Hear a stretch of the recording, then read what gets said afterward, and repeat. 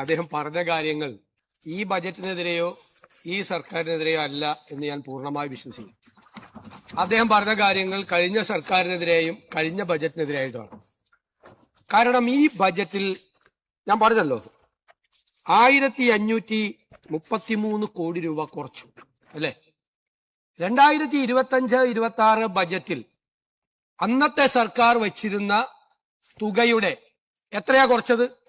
മൂന്നാം ഗഡു കൊടുത്തില്ല. എത്രയാ മൂന്നാം ഗഡു?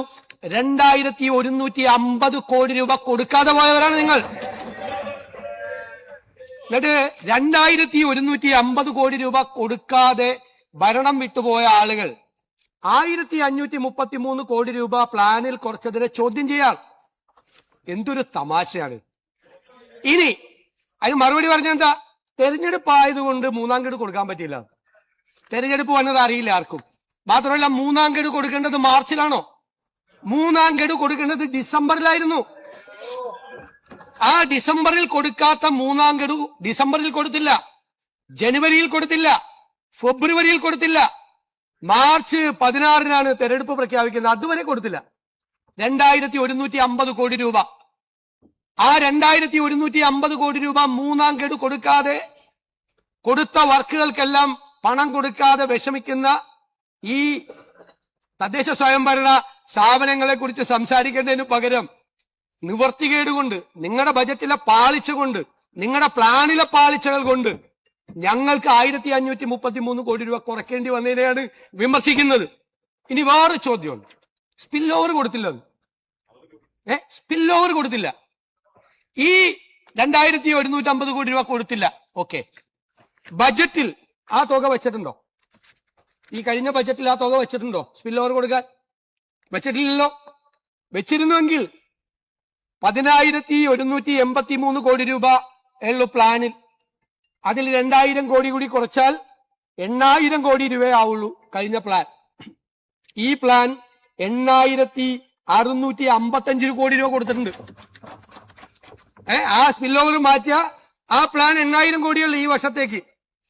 കഴിഞ്ഞ ബജറ്റിൽ വെച്ചിരിക്കുന്ന പ്ലാൻ 8,000 കോടിയേ വരുള്ളൂ. 2,150 കോടി കുറച്ചാൽ അതിനേക്കാൾ കൂടുതൽ തുക 8,655 കോടി കൊടുത്തിട്ടുണ്ട്. ഇനി ഈ സർക്കാർ വന്നില്ല എന്നൊന്ന് സങ്കല്പിക്കുക. കുറച്ചു നേരത്തേക്ക് ഒരു സന്തോഷം കിട്ടുമല്ലോ. ആ സർക്കാരിന്റെ ബജറ്റ് തുടരുകയാണെന്ന് വിചാരിക്കുക. അല്ലല്ല, ഒന്ന് സങ്കല്പിക്കുക. ആ സർക്കാർ തുടരുകയാണെന്ന് വെക്കുക. തീർച്ചയായിട്ടും ഈ വർഷം ഒരു പുതിയ ബജറ്റ് ഉണ്ടാവില്ല. ആ ബജറ്റ് നടപ്പാക്കിയിരുന്നുവെങ്കിൽ, അതായത് 10,189 കോടി രൂപ ലോക്കൽ ബോഡിക്ക് അനുവദിച്ച ആ പ്ലാൻ ഈ വർഷം നടപ്പാക്കിയിരുന്നുവെങ്കിൽ, ഈ വർഷം ആ പ്ലാൻ 35,000 കോടി രൂപയുടെ ആ പ്ലാൻ നടപ്പാക്കി വരുമ്പോ 20,000 കോടി ഇല്ല. അപ്പൊ എത്ര കുറയ്ക്കേണ്ടി വരുമായിരുന്നു അറിയാമോ? 57% തുക കുറയ്ക്കേണ്ടി വരുമായിരുന്നു. ആ ബജറ്റാണ്, ആ പ്ലാനാണ് നടപ്പാക്കിയെങ്കിൽ 57% എന്ന് പറഞ്ഞാൽ എത്രയാണെന്നറിയാമോ? 5,750 കോടി രൂപ. ഇവർ നീക്കിവെച്ച 10,000 കോടി രൂപയുടെ 5,750 കോടി രൂപ നടപ്പാക്കാതെ പ്ലാൻ കട്ട് നടപ്പാക്കേണ്ട ഗതികേടിൽ ആ ഗവൺമെന്റ് ഉണ്ടാവുമായിരുന്നു. 5,750 കോടി രൂപ പോയതിന് ഞങ്ങൾ പറഞ്ഞിട്ട് പൊതുസമൂഹത്തോടും നിയമസഭയോടും എല്ലാവരോടും പറഞ്ഞ് കാര്യം ബോധ്യപ്പെടുത്തി 1,533 കോടി കുറച്ചതാണ്. എന്തൊരു നിങ്ങൾ തന്നെ, ഞാൻ പറഞ്ഞാൽ ഇങ്ങോട്ട് വിരൽ ചൂണ്ടുമ്പോ 4 വിരലും നെഞ്ചിന്റെ അകത്തോട്ടാണ് കയറിപ്പോണത്. നെഞ്ചിന്റെ അകത്തോട്ട് കയറിപ്പോവാ. പിന്നെ ഇപ്പൊ പറഞ്ഞു പട്ടികജാതിക്കാരുടെ, പട്ടികവർഗക്കാരുടെ പ്രശ്നം പറഞ്ഞു. ഒരു ബജറ്റിൽ, കഴിഞ്ഞ ബജറ്റിൽ പ്ലാൻ കട്ട് എത്രയെന്നറിയാമോ? പ്ലാൻ കട്ട് 500 കോടി എസ്-സിയുടെ. നിങ്ങളുടെ ഗവൺമെന്റ് അങ്ങുകൂടി അവതരിപ്പിച്ച അങ്ങുകൂടി മന്ത്രിയായിരുന്ന മന്ത്രിസഭ പ്ലാൻ കട്ട് എസ്-സിയുടെ ഏർപ്പെടുത്തിയത് 500 കോടി, എസ്-ടിയുടെ 112 കോടി. ഇതെല്ലാം പറഞ്ഞിട്ടാണ് ഇത് വരുന്നത്. സർ, ഇത് യാഥാർത്ഥ്യ ബോധത്തോടു കൂടിയുള്ള ബജറ്റാണ്. നമുക്ക് അത്രയും നമ്മുടെ കയ്യിൽ പൈസയുള്ള ഒരു വിഷയമുണ്ട്. ഞാനത് പറയാം.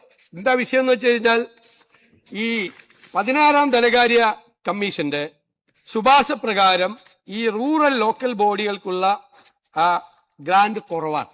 റൂറൽ ലോക്കൽ ബോഡികൾക്കുള്ള മറ്റേ അർബൻ ലോക്കൽ ബോഡികൾക്കുള്ള ഗ്രാന്റ് കൂടുതലായിട്ടാണ് അവർ വെച്ചിരിക്കുന്നത്. അതായത് അവര് റൂറൽ ലോക്കൽ ബോഡിക്ക് 405 കോടി രൂപയും അർബൻ ലോക്കൽ ബോഡിക്ക് 2145 കോടി രൂപയാണ് ഈ വർഷത്തെ വകയിരുത്തൽ. നമുക്ക് കേരളത്തിലെ 83% പ്രദേശവും അർബൻ ഏരിയ ആണെന്ന് പറഞ്ഞിട്ടുള്ള ഒരു തെറ്റായ കണക്കാണ് നമ്മുടെ 16ാം ധനകാര്യ കമ്മീഷൻ വെച്ചിരിക്കുന്നത്. അത് വെച്ചിട്ട് നമുക്ക് റൂറൽ ലോക്കൽ ബോഡി, അതായത് പഞ്ചായത്തുകൾക്ക് നമുക്ക് 405 കോടിയെ കൊടുക്കാൻ പറ്റുള്ളൂ. 2145 അർബന് കൊടുക്കണം. അത് ഇംബാലൻസ്ഡ് ആവും കേരളത്തിൽ. നമ്മൾ എന്ത് ചെയ്തു? പ്രാദേശിക സർക്കാരുകൾക്കുള്ള സാധാരണ വിഹിതത്തിൽ നിന്നും 300 കോടി രൂപ മാത്രം മുനിസിപ്പാലിറ്റികൾക്കും മുനിസിപ്പൽ കോർപ്പറേഷനുകൾക്കും ജനസംഖ്യാടിസ്ഥാനത്തിൽ വിഹിതം വയ്ക്കുകയും ബാക്കി തുക മുഴുവനായി 70:15:15 എന്ന അനുപാതത്തിൽ ഗ്രാമപഞ്ചായത്തുകൾക്കും ബ്ലോക്ക് പഞ്ചായത്തുകൾക്കും ജില്ലാ പഞ്ചായത്തുകൾക്കും വകയിരുത്തുന്നു. തുകയുടെ കാര്യത്തിലല്ല പ്രശ്നം. ഈ ധനകാര്യ കമ്മീഷന്റെ പൈസ വരുമ്പോൾ അത് ടൈഡ് ഫണ്ടാണ്. നമ്മൾ കൊടുക്കുന്നത് പ്ലാനിൽ അൺടൈഡാണ്. അപ്പൊ മുനിസിപ്പാലിറ്റിക്ക് കിട്ടിയിരിക്കുന്ന മുനിസിപ്പാലിറ്റികൾക്കുള്ള പരാതി അങ്ങ് പറഞ്ഞതല്ല പരാതി, ഇതല്ല പരാതി. പൈസ കുറവല്ല, ടൈഡ് ഫണ്ട് അവർക്ക് കൂടുതലായി. അപ്പൊ അവർക്ക് കുറച്ച് ബുദ്ധിമുട്ടുകൾ, പ്രായോഗികമായ പ്രയാസങ്ങൾ ഉണ്ടാകും. അത് നമ്മൾ കേന്ദ്രവുമായി കൂടി സംസാരിച്ച് അത് പരിഹരിക്കാൻ വേണ്ടിയിട്ടുള്ള ശ്രമം ഉണ്ടാക്കുക. എന്ന് വെച്ചാൽ ചെലവാക്കാൻ പണം കിട്ടിയിട്ടുണ്ട്. 2 ഇതായിട്ട് സ്റ്റേറ്റ് പ്ലാനിൽ നിന്നും കിട്ടിയിട്ടുണ്ട്, ധനകാര്യ കമ്മീഷന്റെയും പൈസ കിട്ടിയിട്ടുണ്ട്. പക്ഷേ ധനകാര്യ കമ്മീഷന്റെ പണം എന്ന് പറയുന്നത് ടൈഡാണ്. അതിന്റെ ഒരു പ്രശ്നമുണ്ട്. അപ്പൊ അത് അവർക്ക് പരിഹരിക്കാൻ വേണ്ടിയിട്ടുള്ള നടപടികൾ കൂടി ഗവൺമെന്റ് സ്വീകരിക്കും. അല്ലാതെ ബഹുമാനപ്പെട്ട അംഗം ഉന്നയിച്ച ഒരു കാര്യത്തിനും ഒരു പ്രസക്തിയില്ല. ഈ സഭാ നടപടികൾ നിർത്തിവെച്ച് ചർച്ച ചെയ്യേണ്ട ഒരാവശ്യം. ബഹുമാനപ്പെട്ട മുഖ്യമന്ത്രിയുടെ വിശദീകരണത്തിന്റെ അടിസ്ഥാനത്തിൽ ചട്ടം 50 പ്രകാരമുള്ള നോട്ടീസിനുള്ള അവതരണാനുമതി നിഷേധിക്കുന്നു.